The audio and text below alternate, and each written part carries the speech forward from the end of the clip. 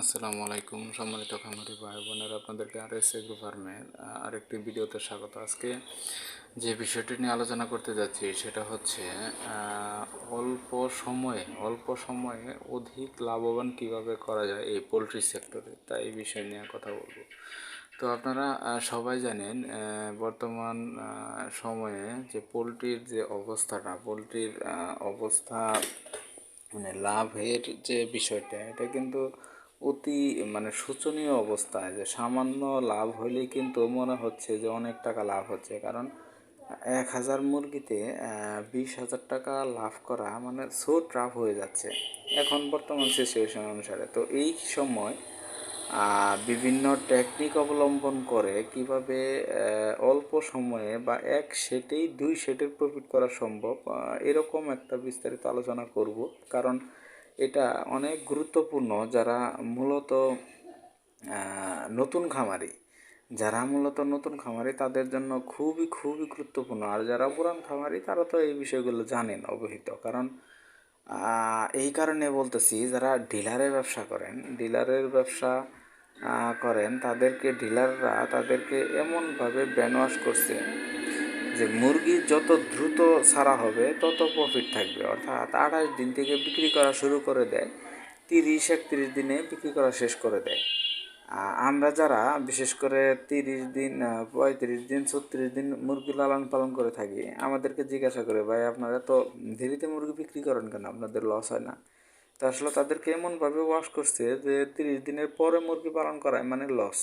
এটা কিন্তু সম্পূর্ণ ভুল কথা।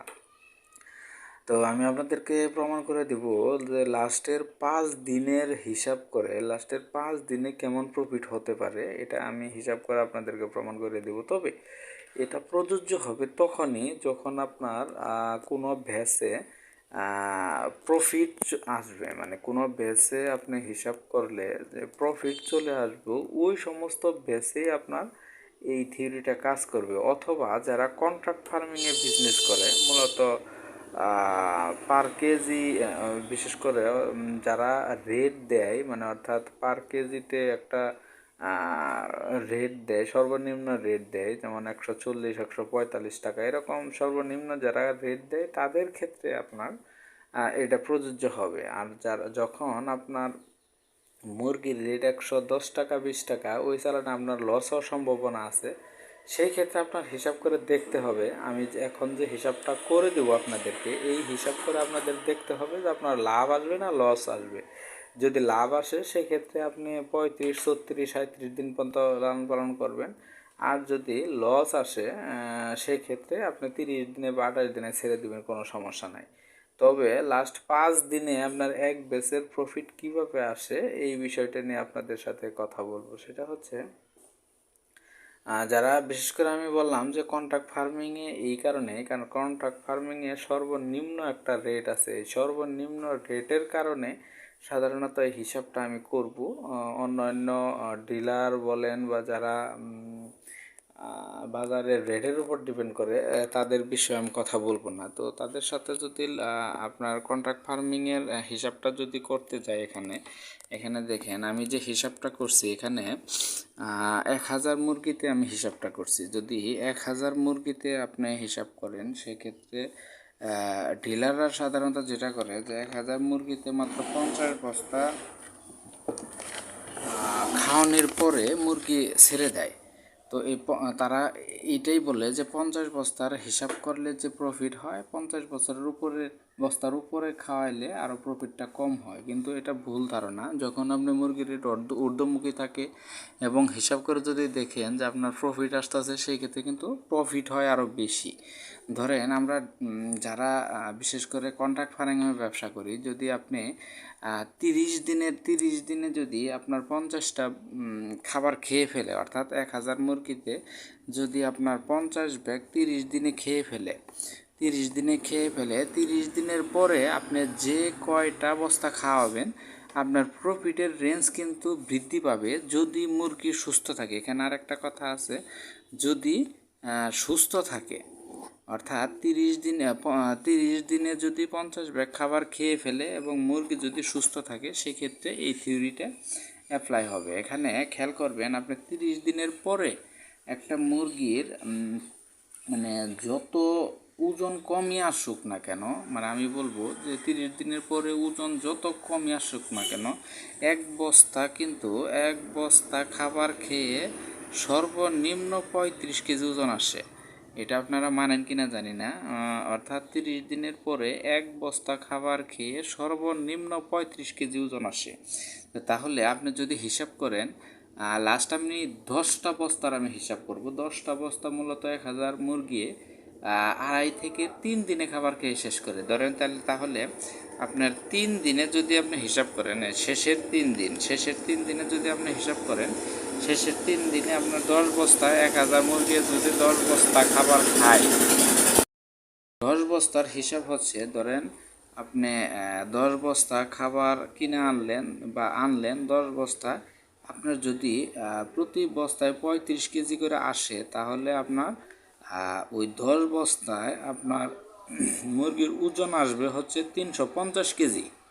যেহেতু আমাদের কন্ট্রাক্ট ফার্মিংয়ে সর্বনিম্ন রেট দেয় হচ্ছে 145 টাকা, তাহলে 350-এর 145 দিয়ে গুণ করেন, দেখেন আপনার কিন্তু মুরগির ওজন হিসাবে আপনার 50,750 টাকা, 50,750 টাকা কিন্তু আপনার এই 10 বস্তা খেয়ে আপনার টাকা দিল বা উৎপাদন আসলো।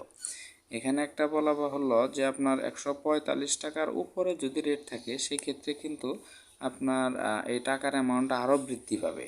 সর্বনিম্ন রেটে আমি হিসাব করতেছি, তাহলে আপনার 10 বস্তায় 35 কেজি করে ওজন হলে 350 কেজি ওজন আসে মুরগির, এবং 145 দিয়ে গুণ করলে আপনার 50,750 টাকা আপনার টোটাল বিল আসে। তো এই ক্ষেত্রে আপনি যদি 10 বস্তার ফিডের দাম হিসাব করেন, সেক্ষেত্রে আপনার 10 বস্তাতে আমার যেহেতু কন্ট্রাক্ট ফার্মিংয়ে 3330 টাকা বা 25 টাকা এরকম ধরে, তো 3330 টাকা যদি ধরে হিসাব করেন, দেখেন আসে আমরা 33,300 টাকা। আর এখানে 1000 টাকা ধরা হয়েছে, এটা ধরেন লাস্ট 3 দিনে আপনার হয়তো কারেন্ট বিল আসবে, লিটার খরচ আসবে বা অন্যান্য ওষুধ মেডিসিন খরচ আসবে, 1000 টাকা অতিরিক্ত ধরা হয়েছে।